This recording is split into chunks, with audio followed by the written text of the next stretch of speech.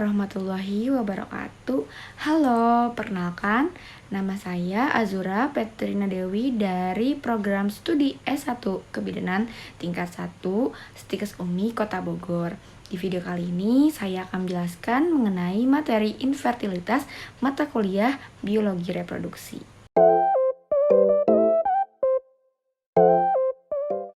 Baik, ada 3 topik yang akan kita bahas dalam video kali ini. Yang pertama ada pengertian infertilitas, lalu yang kedua ada jenis-jenis infertilitas, lalu yang ketiga apa saja sih faktor yang mempengaruhi infertilitas.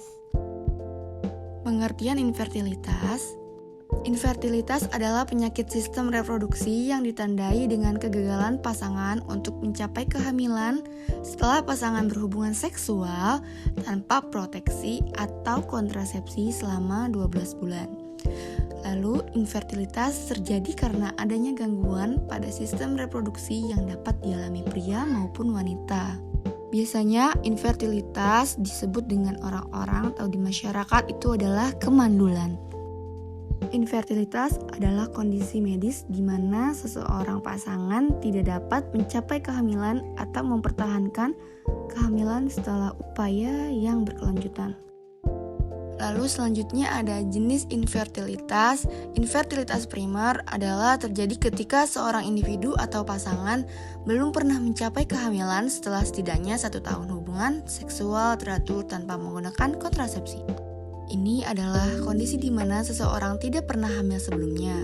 Infertilitas primer bisa disebabkan oleh berbagai faktor, seperti masalah pada sistem reproduksi, faktor gangguan hormonal, atau kondisi medis tertentu.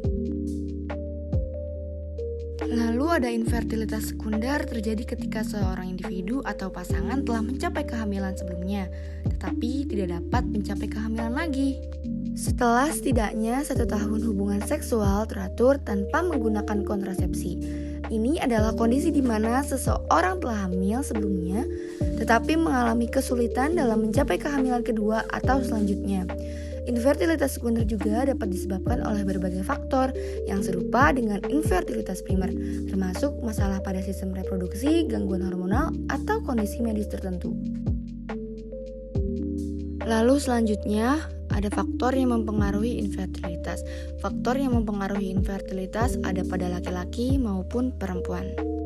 Yang pertama ada faktor infertilitas yang mempengaruhi pada laki-laki. Ada faktor pretestikular, umumnya berkaitan dengan gangguan hormonal dengan dapat mempengaruhi pembentukan sperma. Faktor testikular merupakan gangguan yang terjadi pada testis. Bagi yang tidak tahu, testis ini merupakan organ reproduksi yang dimiliki oleh laki-laki, sehingga mengganggu pembentukan sperma.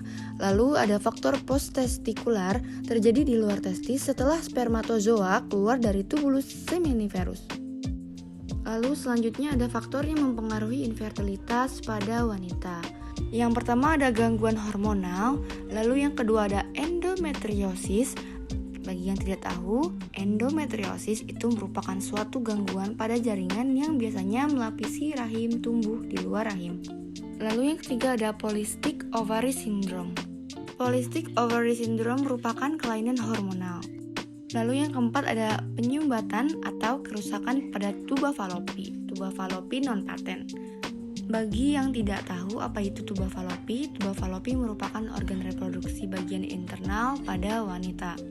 Jadi, tuba Fallopi non-patent merupakan patofisiologi, suatu sumbatan pada saluran tuba sehingga mengalami bertemunya sel telur dengan sel sperma.